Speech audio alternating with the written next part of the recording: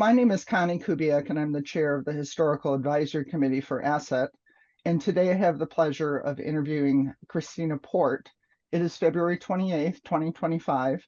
Welcome, Kristina. Thank you so much for agreeing to do this for us and for Asset. And thank you, Connie, for the invitation. So, Kristina, can you name where and when you received your credentials and where you currently work? Well, I started training when I was only 17 years old. I was trained at the Cleveland Clinic in Cleveland, Ohio, back in 1971. And in 1973, I received my REEGT EEG credential. And then in 1987, I received my REPT. And in 1983, I received my registered polysomnography boards. And in 2001, I became a CNM. So those are the credentials I hold within neurodiagnostics. Are you currently working in the field or are you retired? Yes, I work full part-time at University Hospitals, Cleveland, Ohio. And I also am a trustee of a township, so that consumes my other part of my day. What drew you to EEG and neural diagnostics? Well, it pretty much started, and there was an article back in an Asset newsletter years ago that was entitled A Family Affair. And essentially, my mother had started in doing EKGs and heart studies at a facility in Cleveland. And then her boss was doing EEGs and trained her to do EEGs. So she was the backup person for EEGs. And this is back in the 1960s, 1970s. So what happened was I always heard this, oh, the occipitals and the frontals and all these placements of leads and different types of patients from my mother, encounters from her work, just saying things about work. And I know that I wanted to be a doctor, but that cost too much money. And so my mother had worked for a neurologist, and he sponsored me to be trained at Cleveland Clinic for EEG training. So that's how I started in EEG. Was this a popular specialty when you were starting your career? Nobody knew what EEG was, and they still kind of confuse EEG, EKG, and EGG, which is an egg. So I would say that essentially it was a very niche market in allied health. And again, most of the people were not specialized in training specifically in EEG. They may have been people that did EKGs or other testing in cardiac or respiratory, and then they may have been lumped into a department where they just did testing. However, I was very fortunate to be trained at Cleveland Clinic, and they had Dr. Charles Henry, who was head of that department, and he specifically ensured that we were trained as EEG technologists. Who were your early mentors that you can think of? Well, Dr. Charles Henry was a pioneer, and of course, John Knott was one of his cohorts back then as pioneers of the EEG field. And so he was the director of the laboratory, and he was the one who mentored all the technologists, and even we became known as Charlie's Angels over the years as any technologist that went through his training program. And also George Clem, he was the supervisor at that time. And George Clem, as you may know, was very instrumental in trying to get ABRET together for testing for EEG. And then also he served as a asset president. So he was very instrumental in making sure that the technologists where I was trained were in the loop of what was going on with advances within this field. And then, of course, Marvin Sams was down in Columbus. He was a past president of Asset as well. And Janet Brotherhood had come in. She'd been a president as well. So there were many technologists early in the field that rotated either through Cleveland Clinic or were working with the department head or supervisor to advance the field at that time. What were your earliest career influences? Well, I would say that just having the support of an environment where there was understanding from Dr. Henry that you needed to understand why you were doing what you were doing.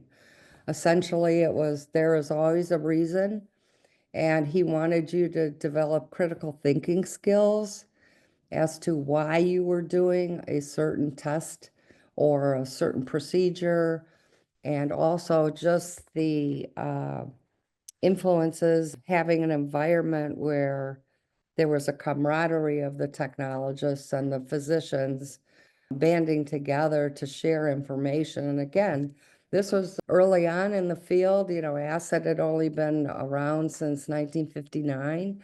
So you're looking at 10 years later. So there were changes that needed to be made, protocols that needed to be established, et cetera. If you had not become an EEG technologist, what would you have liked to have done?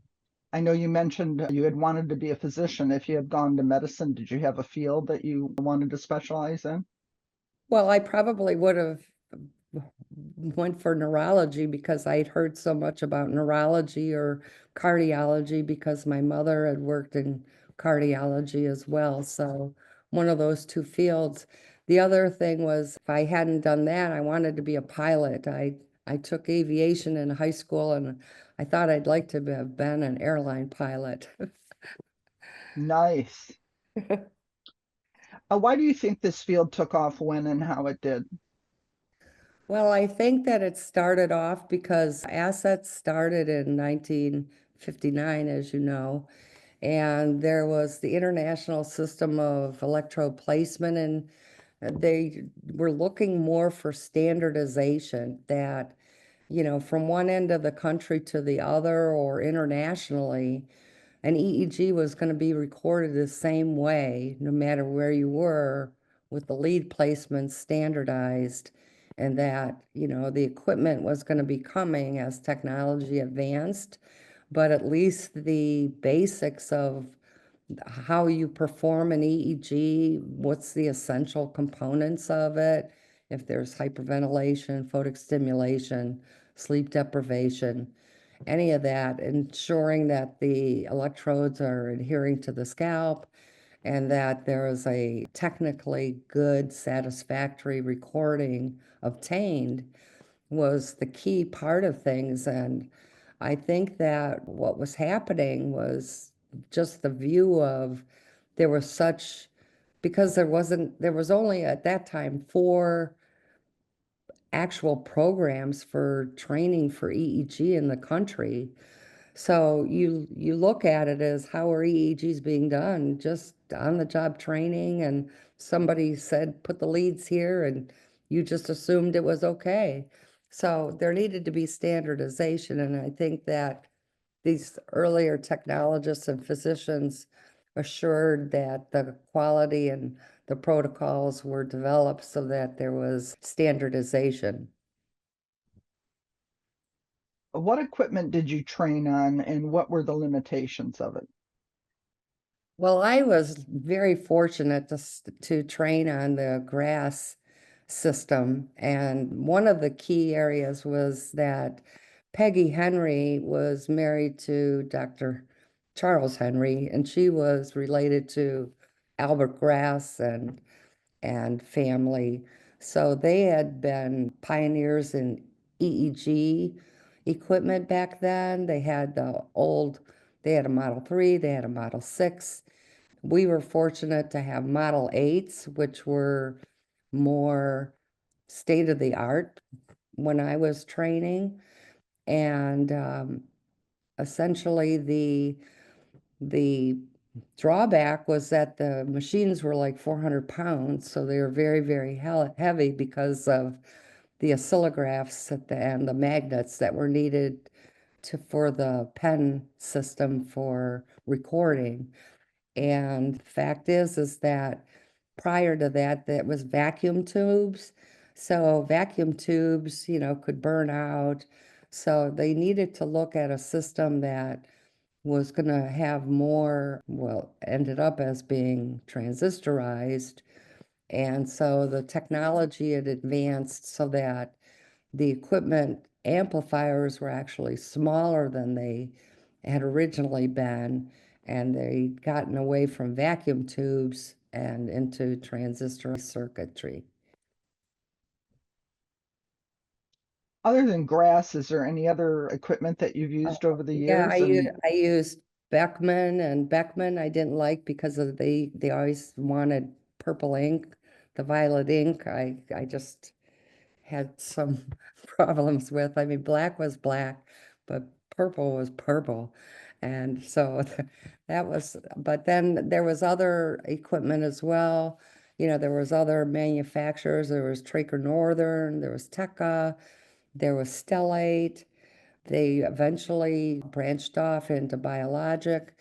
There was Viasys, which was Nicolay, and then also um, pretty much those were the standards back then for EEG equipment. And then Neon Coden, of course, came into the market. what specific memories do you have of your training program? I know you talked a little bit about some of the mentors you had, but anything that stands out, like every time, somebody says, "Oh yeah, when I trained, I remember blah blah blah blah blah." Anything particular for you?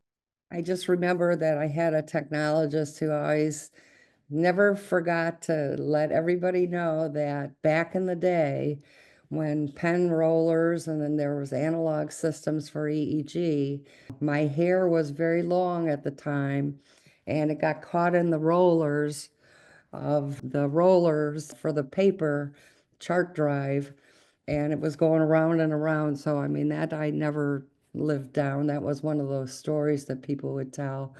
But essentially, it was just a thing of, I think that the advent of just changes in hospitals. I remember back when I was training, people were smoking in the hospitals.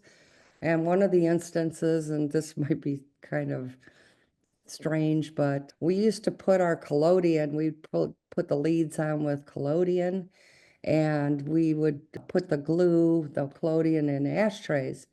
And sometimes patients would come in and they would think the ashtray was for their ashes, for their cigarettes, and they put their cigarettes out, and then all of a sudden there would be a little small fire started because the collodion would, the cellophane area would catch on fire. So that kind of became a no-no, and then there was less smoking in the actual laboratory. But I mean, back in the day, people would smoke during, around flammable materials, which is a no-no nowadays. So that would be one of my earliest memories.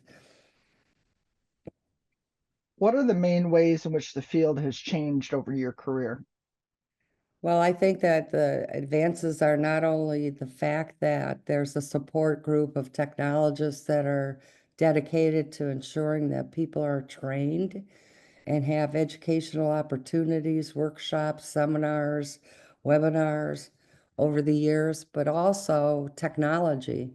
I mean, when I started, there was, the vacuum tube machines to transistorized, and everything was analog, and then it became digital.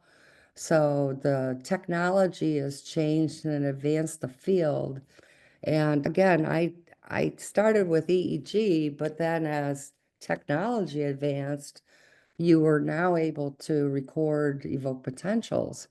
And so, just having those limits removed advanced the field to expand to other diagnostic areas of recording polysomnography, these huge, tall, towered machines with the AC/DC amplifiers, which again, they were cumbersome to say the least, but again, they were instrumental in allowing recordings to be done. And again, those were analog machines, but as everything became more digitized, again, the system for recording and acquisition changed from something that may have been several hundred pounds to now a laptop. And then just having ancillary equipment jack in or plug in USB connections for a laptop. So that has been something that continues to be more what standardized. So you talked a little bit here about the scientific knowledge that changed the field. What do you think was the biggest breakthrough from EEG or neurodiagnostic standpoint? The biggest, what I would say, would be the fact that testing was not limited to a laboratory. You know, back in the 60s, they used to have copper screened specific area EEG rooms that were constructed to keep out any type of artifact that might develop. So part of that understanding of the technology advances allowed more flexibility in having just a laboratory that was stationary to now being able to move around a hospital and provide the service to where it was needed as opposed to where it might have been a brick and mortar laboratory. So I think that that was one thing that, and allowing laptops, you know, again, it's easier for people to move and do recordings off-site, you know, go to where the customer is as opposed to having them travel to you, opened up the field to more possibilities for flexibility and in meeting the need for where the patient is and getting that study done. What are two or three big issues in EEG that people are working on to solve today? Well, I know that I started back in the 2000s when we were looking at asset with a model bill for licensure.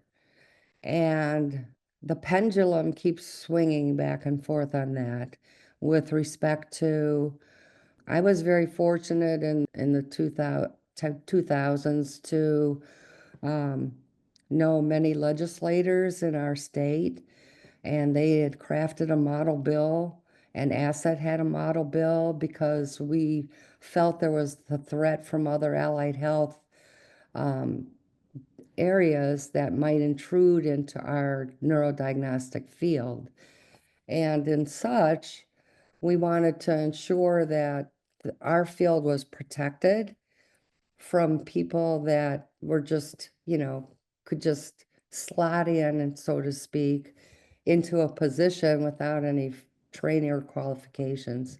So that was one of the issues that continued for years on looking at licensure. And then there was occupational regulation as to now it's a thing of, is licensure really necessary? Or is it something that you want to have occupational regulation that would allow protection for the field and such for people that are in this career path without having somebody substituted because of, it might have been a cheaper labor force or so. So I think that licensure, occupational regulation is one of the key areas. The other has to do with the expansion to long-term monitoring with the advances of technology, with the electrodes, with the application methods, with the understanding of the need for 24/7 recordings.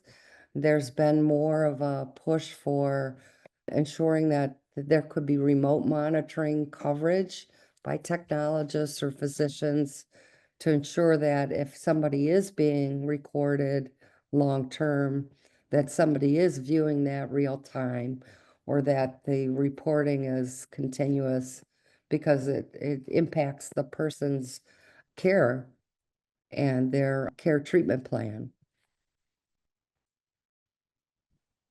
What are the main areas of professional discussion or disagreement today? I used to be an executive director for a committee that accredited neurodiagnostic programs, the COA END. And the push back then was to have formal training programs that were affordable to a technologist student who wanted to get an associate degree or be able to go on to have the ability to get a bachelor's degree or better. And what I find is that there was a push for a lot of formal training. The problem is that the demand for technologists to cover actual facilities has never kept pace with the demand to fill these positions.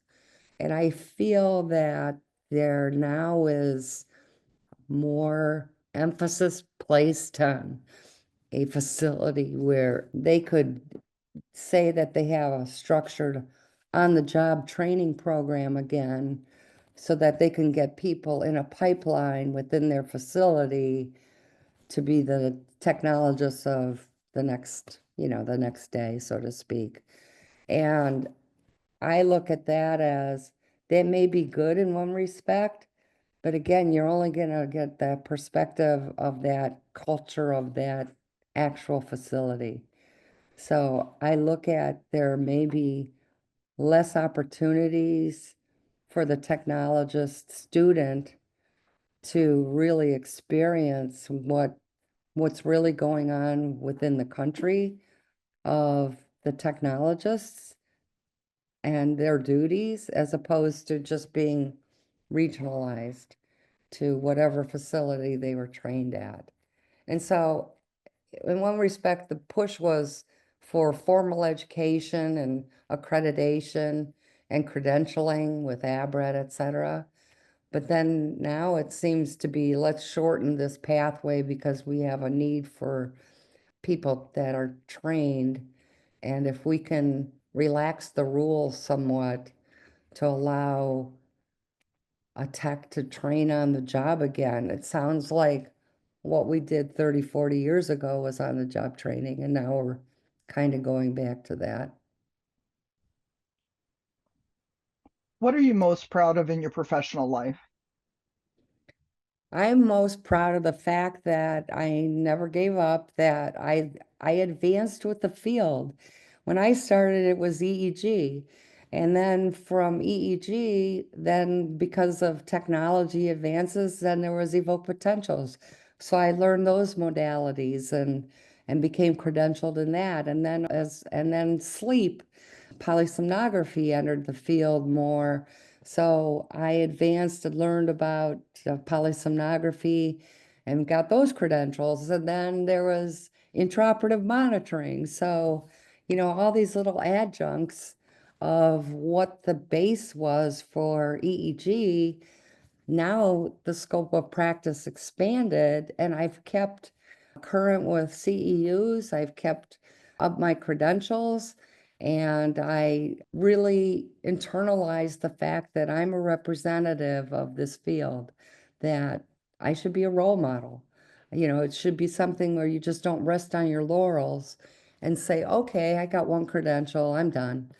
It's a thing of trying to be a lifelong learner, to stay current with what's going on within the field, what advancements there may be, and positioning yourself to learn. And one of the things I always told all of the people that I trained was that you may not like this, learning this stuff now. It might seem hard, or you might not want to do it, but essentially it makes you more marketable.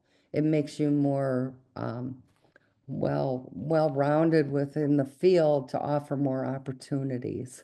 So I always look at it as push yourself so that you can be flexible you can be positioned for any type of market or technology position that might open up in the future. And then also be a contributor, not just be a sponge and take all the information in, but also to mentor others as well as, you know, give enough examples and presentations and such so that people can learn from your experiences as well. Where do you see neurodiagnostics in 10 years?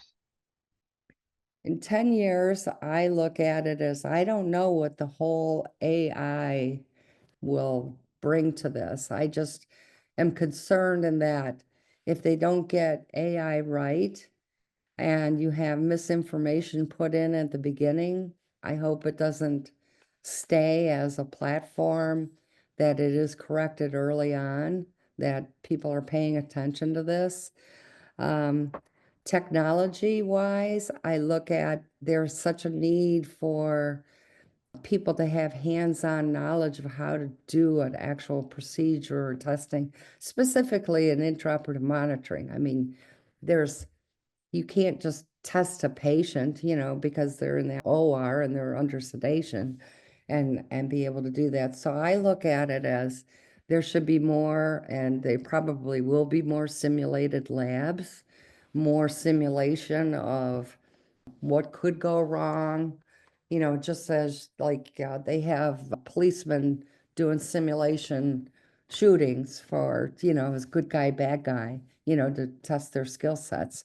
I think that there's going to be more simulation that allows a person that may need to develop some skill sets that may not see type of procedure every day to be able to practice by simulation.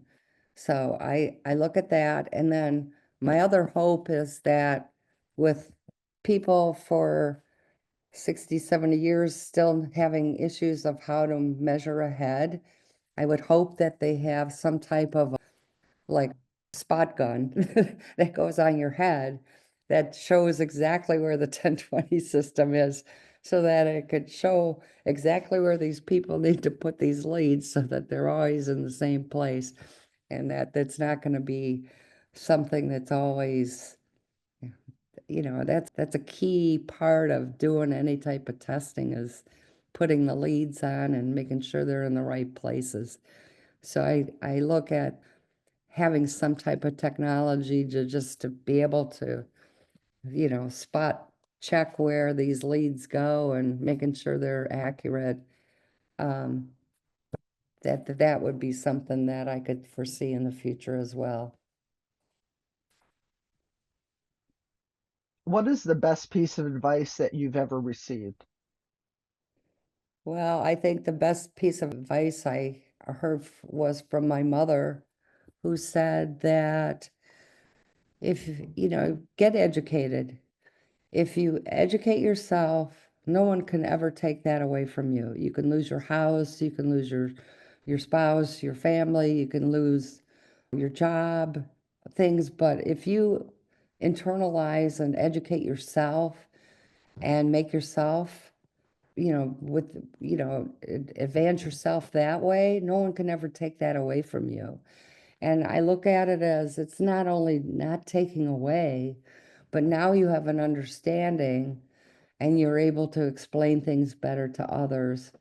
And so to me, it was the thing of, make yourself marketable, educate yourself, but then don't just hoard that knowledge for yourself, share it with others so that they can learn as well along the way. Is there anyone else in neurodiagnostics that you think would be beneficial for us to talk to? Well, I mean, I know that there's, the people that I knew of, I think it's nice if Asset would have like a little at their annual meeting. It would be nice to have just even people that attend the meeting that have been in the field a long time, just share a sentence or two about their experiences and stuff, and then start archiving that. That would be good to, you meet people at different meetings geographically. They may be in different parts of the country, but you still want to have that connection. And reaching out or hearing from people, I think, is important to get a pulse on where the field's going or what the actual concerns are of the members or people within the field, what their concerns are. Who are the prominent electroencephalographers, either living or deceased, who should be documented by us? Well, of course, I'm going to be partial to Dr. Charles Henry, as he and Dr. John Knott were one of the people. There's Dr. Yakamoto. There was Dr. Class, Barbara Westmoreland. There was Ernst Niedermeyer, of course. As a technologist, Luke Cole, he was, and Kathy Mears. I mean, we have memorials that are set up for that and recognition of technologists as well that have contributed to the field, not just physicians, but again, the field, you have different people in intraoperative monitoring, or you have I just remember Peter McGregor was the big name in sleep and, polysomnography back in the day. So, I mean, there's a lot of pioneers or technologists or people that have contributed to the field to not only know that they've worked within it, but they also contributed back with educational papers and seminars that have helped advance the field as well. If you could have a conversation with any neurodiagnostic related scientist, who would it be and why? Well, I think it would probably be Hans Luters because Hans Luters, he knows multiple languages. I mean, he's written papers worldwide. He's someone who really knows his field, and at the age of 82, he's still contributing to training of residents and technologists and writing books or reviewing articles that are contributing to the field, and especially with epilepsy. So I just think that he's somebody that's closer to where I live, in Cleveland, Ohio, and yet he's well respected, well renowned throughout the world, and he's done so much for training for the doctors within the field as well as contributed to the advancement of the field. So, Kristina, now we're going to move on to the asset president specific questions. What years did you serve as asset president? Well, I served as president from 1989 to 1991, and then was past president from 91 to 93. And I was pregnant at the time with twins. Nice. What was your greatest accomplishment as president other than delivering twins? Well, I guess it was the fact that, well, one of the recommendations was that as asset past presidents, we can get our annual meeting, be able to go there without paying a fee and having our membership covered, which I really appreciate. And also, it's I really had Sabrina Beecham was my vice president, and Denise Fry was my secretary treasurer, and they all became presidents after that. So there was almost like a succession plan, and we all worked well together. And Sabrina Beecham then was pregnant too. So there was a lot of hormones going on at that time, but we all did what was best for Asset. What can we learn from experience? lifelong learning is lifelong learning. When you think you know everything, you don't. And it's to kid yourself to think you do know everything. So to me, it's a matter of being open and receptive to understanding people may have a different point of view or reference and may have had a little different experience. But as long as you have the common vernacular or the common purpose of trying to reach a goal, then collaboration works the best in trying to accomplish those goals. What advice would you give to a new asset board member? I would say listen. The point is you can put on your asset bio that you've had X accomplishments for credentials or whatever, but I think that the the purpose of being a board member is to be complementary to the other board members, meaning that your skill sets may complement another one that may have a little different focus in their field or what their jobs are. And one might be manager, one might be a technologist that's in the field, line service, or there might be somebody that's in the education part of this whole program of neurodiagnostic technology. One's not better than another. One credential is not better than another. And having multiple credentials is great, but it doesn't mean unless you pass that knowledge on and share it, then it's lost within you. So again, it's a better to take inventory of your skill sets and try to position yourself to listen to what issues are, get more information as to if there needs to be more in-depth understanding of it before decisions are made.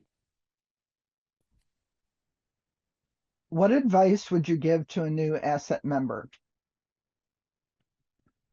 Reach out to anybody that will help you because I think that most technologists in the field, from my years of experience, are more than happy to answer questions, more than happy to help you, more than happy to tell you where a meeting will be or where they can get some help or some assistance with a montage or some type of procedure that somebody may not do often. So I would say reach out, to you have your asset chapters, which are great. You have the annual meeting, you have your webinars, you have, other associations. There's, always YouTube, but to me, it's a thing of reaching out to your chapters or your asset and ensuring that, you become a member. It's good to be, you have to have some skin in the game, and that means paying your dues. And then the point of paying your dues is that you do have those opportunities for education and advancement and networking and collaboration. And that's the key to anything. What elements are important to sustain a legacy? I don't know. I really, I don't know. I would just say that there's always a remembrance of what the main purpose is and bringing it to the forefront. But that's something I mean, I'd have to ponder. It just doesn't roll off the tip of my tongue as to what sustains a legacy. Where do you see asset in the next 5 years? Well, looking at exponential growth, I look at it as still an association that's growing. It's having outreach. It has core membership. It's very well organized with respect to ensuring that educational programming is available for technologists, either in a chapter area or an annual meeting, a seminar series where, enough different topics within our field are covered so that there's an appeal to anybody within this field to gain some education. I just think of it as it's it's a growing organization. And again, with technology, there might be other kinds of testing that could be popping up in the future. I don't know. I'm not a fortune teller here, but I imagine that, with new procedures, new technology, AI, just advances as fast as they're occurring, there's going to be opportunities for new material to be presented, people to be needing to know current things that are going on. So there's always going to be learning opportunities as well as the basics that are the fundamentals of the bread and butter diagnostic testing. So as we come to the end of our interview here, Kristina, is there any other thoughts or comments that you want to share with the membership or the neurodiagnostic community at large that we haven't touched on or discussed? Well, I look at, at one point it seemed like S&M was, uh, for intraoperative monitoring, they seem to be either inviting technologists to be more part of their organization, or at one point there seemed to be where there was a hierarchy, like the PhDs were in charge and the techs were kind of along, the way.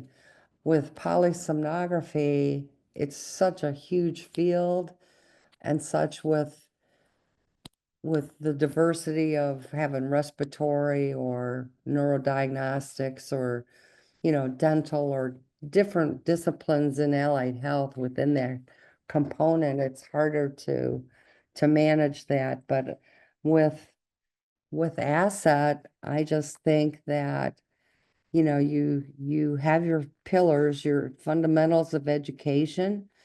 I think it served all the members well.